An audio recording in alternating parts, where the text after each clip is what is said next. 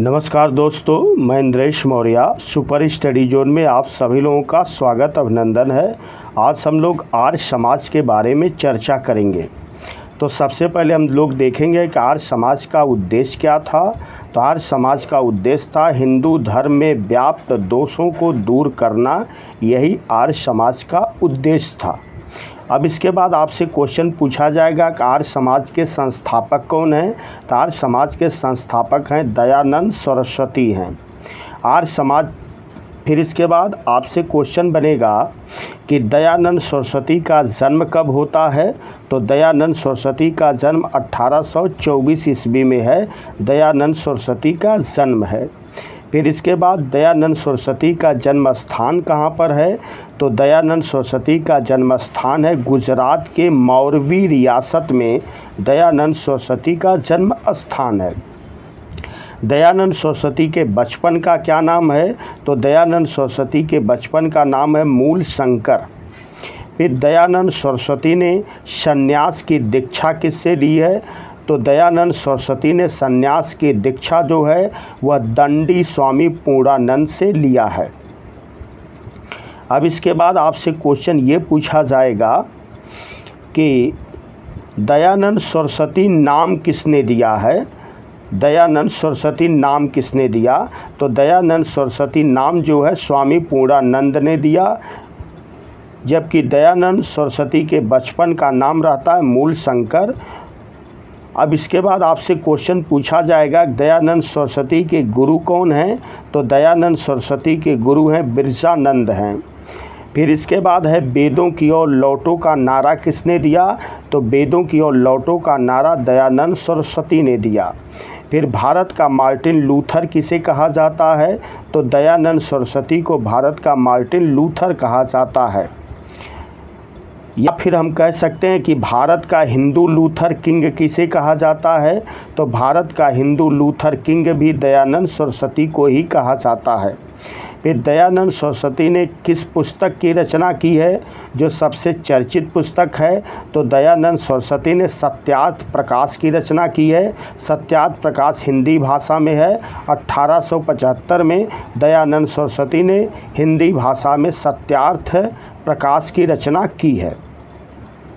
फिर इसके बाद आपसे क्वेश्चन और पूछा जाएगा कि दयानंद सरस्वती के अन्य रचनाओं के बारे में पूछा जाएगा। तो वेद भाष्य भूमिका दयानंद सरस्वती ने लिखा है। वेद भाष्य दयानंद सरस्वती ने लिखा है। अद्वैत मत का खंडन है, और इसके बाद पंच महायज्ञ विधि है पुस्तक है। ये सारी पुस्तकें दयानंद सरस्वती की हैं। फिर इसके बाद क्वेश्चन ये पूछा जाता है कि शुद्ध आंदोलन किसने चलाया था।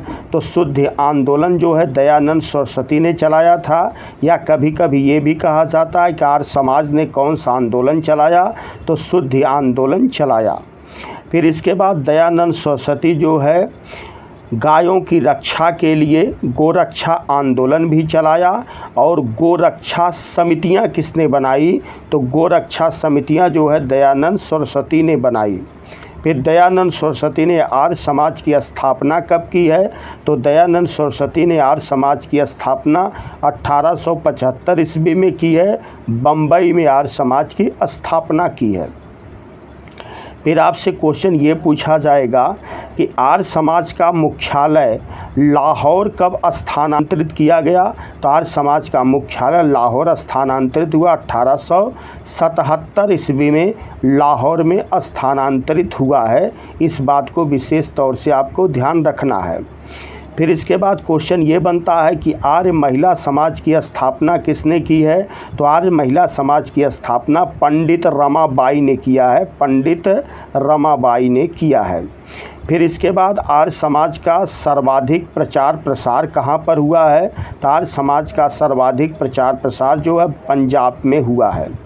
फिर इसके बाद पाखंड खंडिनी पताका किसने फहराई है। तो पाखंड खंडिनी पताका जो है दयानंद सरस्वती ने फहराई है, और यह हिंदू धर्म के प्रचार के लिए फहराई है। फिर इसके बाद क्वेश्चन हम लोग देखते हैं कि कि आर्य समाज में शिक्षा को लेकर के विवाद हो जाता है और इसके बाद दो गुट बनते हैं। एक गुट का नेतृत्व लाला हंसराज और लाला लाजपत राय ने किया, जबकि दूसरे गुट का नेतृत्व स्वामी श्रद्धानंद, लेखाराम और मुंशी राम ने किया। अब यहाँ पर क्वेश्चन आपसे पूछा जाएगा कि 1886 में लाहौर में दयानंद सरस्वती ने किस विद्यालय की स्थापना की है। तो हम लोग देखते हैं कि लाला हंसराज और लाला लाजपत राय ने 1886 में लाहौर में दयानंद एंग्लो वैदिक कॉलेज की स्थापना की है, जहां पर अंग्रेजी माध्यम में शिक्षा दी जाती थी। फिर इसके बाद हम लोग देखते हैं कि स्वामी श्रद्धानंद, लेखाराम और मुंशी राम प्राचीन शिक्षा पद्धति के समर्थक रहे हैं। इसी कारण श्रद्धानंद ने 1902 में हरिद्वार के कांगड़ी में गुरुकुल कांगड़ी विश्वविद्यालय की स्थापना की है। ये भी क्वेश्चन बनता है कि गुरुकुल कांगड़ी विश्वविद्यालय की स्थापना कहाँ पर हुई। फिर इसके बाद अगला क्वेश्चन ये पूछा जाता है कि आर्य समाज को किसने भारतीय अशांति का जन्मदाता कहा है। तो वैलेंटाइन सिरोल ने अपनी पुस्तक इंडियन अनरेस्ट में आर्य समाज को भारतीय अशांति का जन्मदाता कहा है। फिर वेदों की ओर चलो का नारा दयानंद सरस्वती ने दिया। वेदों के पुनरुत्थान का श्रेय दयानंद सरस्वती को है। स्वराज शब्द का पहली बार प्रयोग किसने किया है। तो स्वराज शब्द का पहली बार प्रयोग दयानंद सरस्वती ने ही किया है। फिर इसके बाद हिंदी को राष्ट्रभाषा के रूप में अपनाने की वकालत किसने की है। दयानंद सरस्वती ने की है। भारत का हिंदू ल्यूथर किसे कहा जाता है। दयानंद सरस्वती को कहा जाता है। फिर अच्छा शासन स्वशासन का स्थानापन्न नहीं हो सकता, यह कथन किसका है। तो यह दयानंद सरस्वती का है। भारत भारतीयों के लिए है, यह नारा किसने दिया। दयानंद सरस्वती ने दिया है। आर्य समाज की सबसे श्रेष्ठ उपलब्धि क्या अर्जित की है। तो आर्य समाज की श्रेष्ठ उपलब्धि है शैक्षिक सुधार या शिक्षा में सुधार। यह आर्य समाज की सर्वश्रेष्ठ उपलब्धि है। फिर इसके बाद और भी हम लोग आर्य समाज से संबंधित चीज़ों को देखते हैं। तो इसके बाद है विदेशी शासन चाहे कितना भी अच्छा हो, लेकिन वह सुखदायी नहीं हो सकता। यह किसका कथन है। तो यह कथन है स्वामी दयानंद सरस्वती ने का। फिर इसके बाद आर्य समाज ने किसका किसका विरोध किया है। तो आर्य समाज ने बाल विवाह का विरोध किया है, पर्दा प्रथा का विरोध किया है, दहेज प्रथा का विरोध किया है, जाति व्यवस्था का विरोध किया है, छुआछूत का विरोध किया है और मूर्ति पूजा का विरोध किया है। फिर आर्य समाज ने किसका समर्थन किया है।